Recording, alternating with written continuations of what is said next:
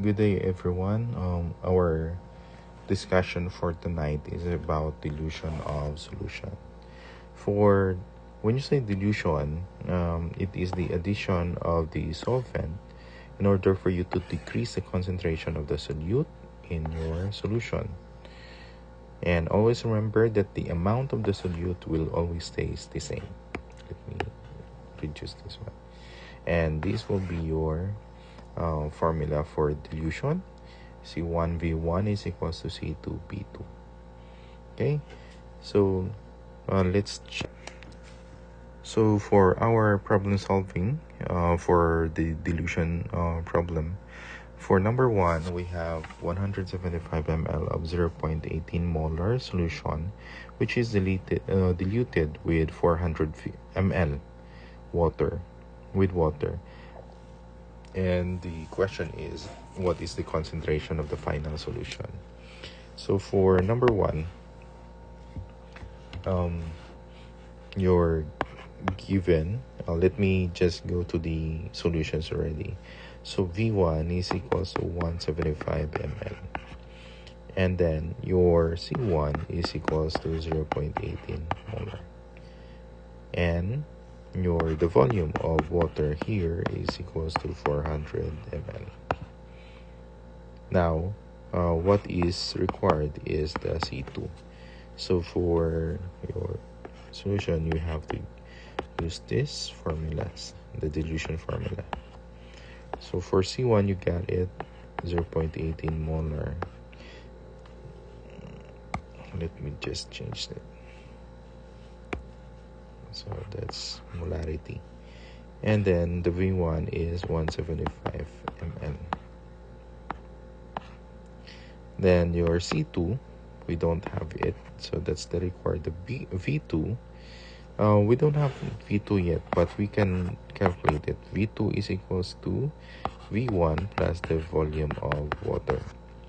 Because if you're just going to add volume of water to V1, the changes in the total volume is the V2. So that is 175 ml plus the 400 ml water, which is 575 ml. All right. So now we have the V2, which is 575 ml. Now to calculate it, so 0.18 molar, 175 ml, we divide it by 575 ml. So you have here C2, which is, let me calculate it, 0.18, you multiply 175, you divide by 575. Oh, sorry. 0.18, you multiply 175, divide by 575. See, the answer is 0.55 molar. Now for your question number 2, what volume of water should be added to 300 ml of 0.60 molar solution to make the solution molarity 0.20 molar? So that means your V1 is 300 ml, your concentration 1 is 60, and then your concentration 2 is 0.20. So you have to get first what is the V2. Then your V2, you minus the V1, then that is your volume of water, right? So let me just go directly to the solution again. Using the formula C1V1 equals to C2V2. For C1, you have here 0.60 molar. And then your V1 is 300 ml. Now, for your C2, that is 0.20 molar. And then your volume 2, which is the one that we're going to find. Okay. So for your V2, 0.60 times 300, then you divide it by 0.20. That's 900 ml. Now, volume of H2O will be your V2 minus the V1, which is 900 ml minus the 300, which is 600 ml. So this is your answer for question number 2. So for question number 3, a 10 ml sample of 0.25 molar solution is placed in a volumetric flask and diluted to exactly 1 liter. So this is the first dilution. Then 1 ml of this sample from first dilution will be diluted to, will be diluted to 250 ml final volume in the another volumetric flask. So what is required is the concentration of your final solution. So number 3, first the first dilution first. Your V1 is equals to 10 ml. Your C1 equals to 0.25 molar. Now, your V2 is equals to 1 liter, which is, of course, we know that it is 1000 ml. So, you can have both ml ready. So, for your C2, this is what is required.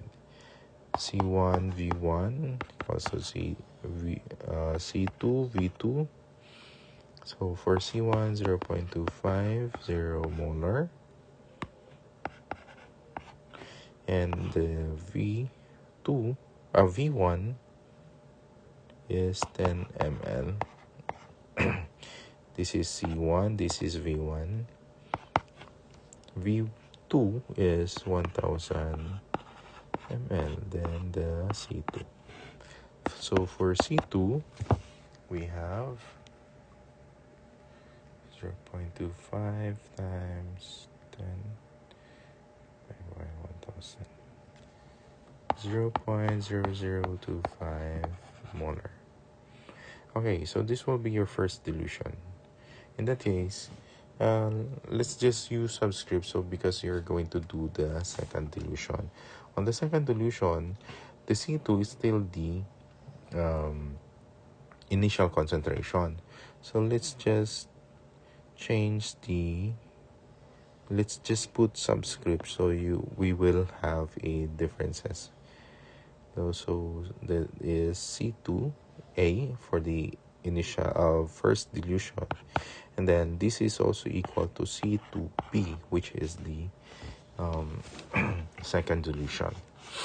For our V2 here, this is your the first dilution process, but the V2B, which is this on the second dilution, we're going to use 1 ml. Okay, and then so you have your this one for your initial concentration and volume for the second dilution, and then we have here V3, which is 250 ml. So what is required is C3. Okay, so using the formula, C2B times V2B equals C3V3. So this is the required C3. So this is 0.0025 molar. V2V is 1 ml. C3, and then the V3 is 250 ml. So for your C3, It is 0.0025 molar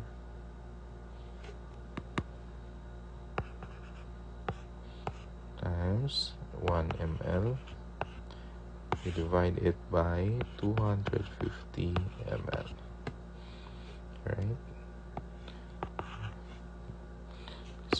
Let me just adjust this.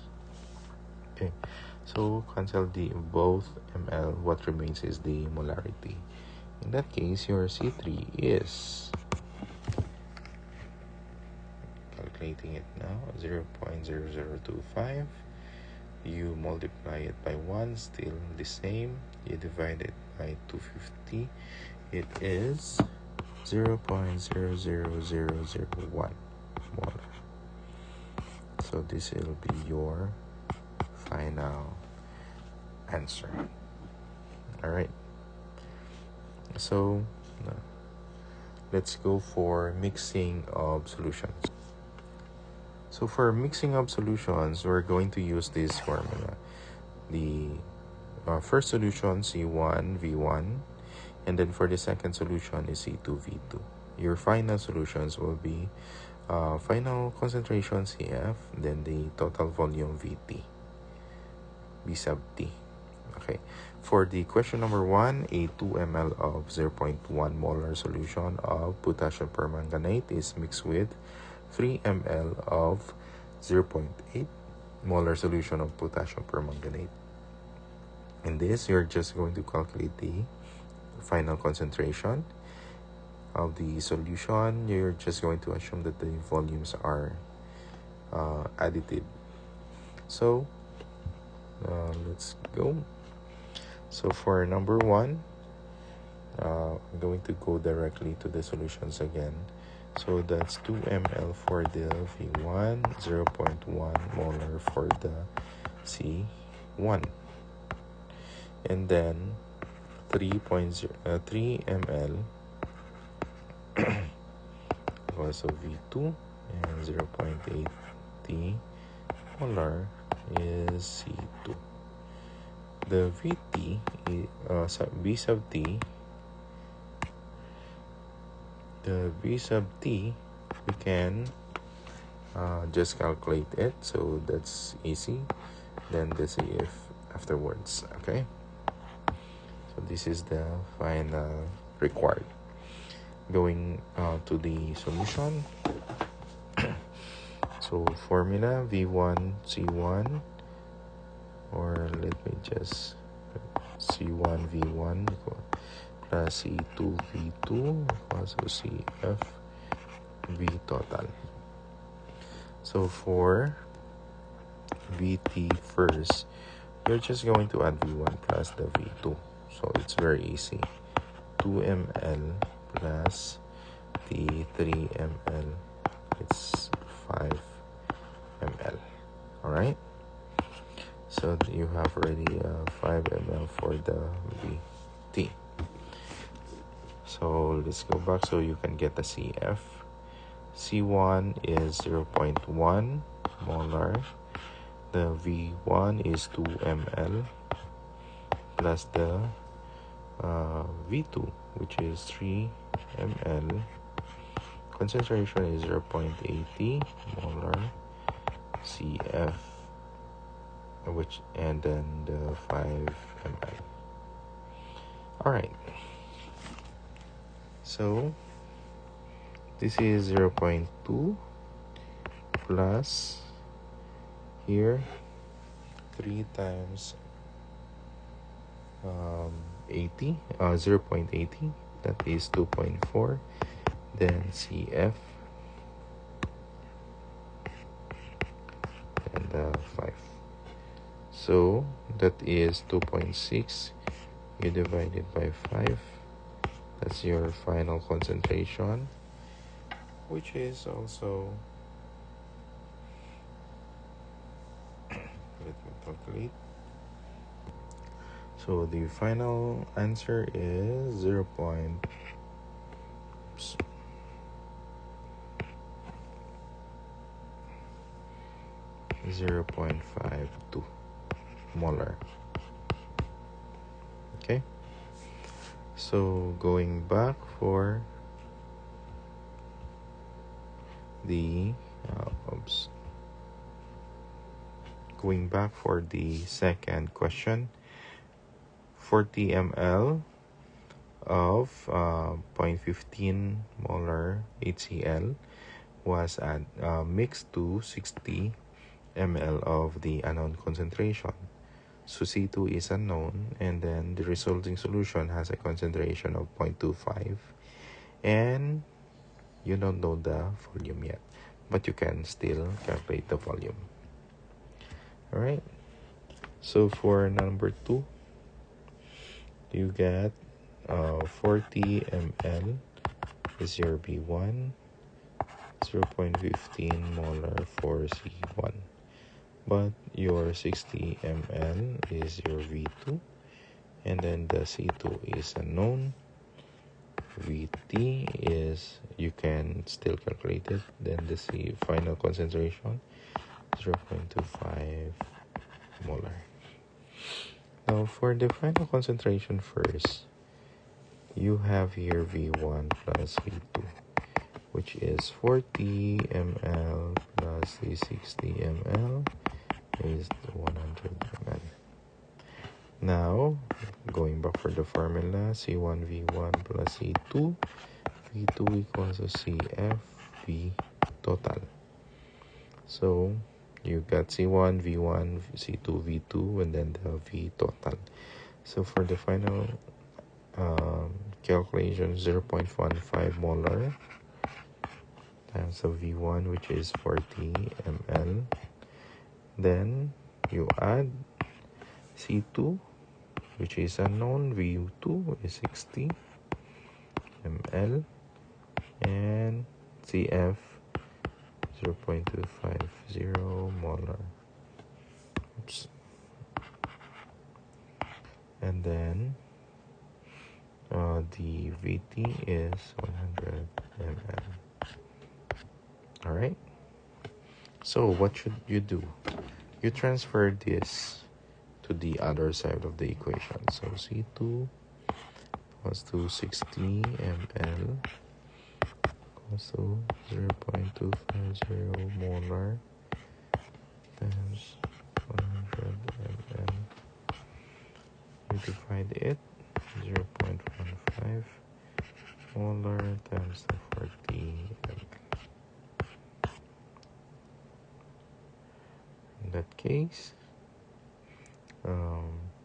cancel the polarity. Wait, it's not division. It's not division.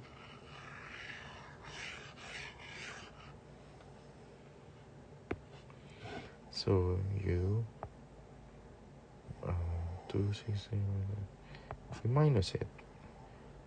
0.15 molar is 40 ml. Alright. For this, the answer is 0.25 times 100. It's 25 minus 0.15 times 40. 0.15 times 40, that's 6. So 25 minus 6, that's 19. So that's 19. You divide it by 60 ml.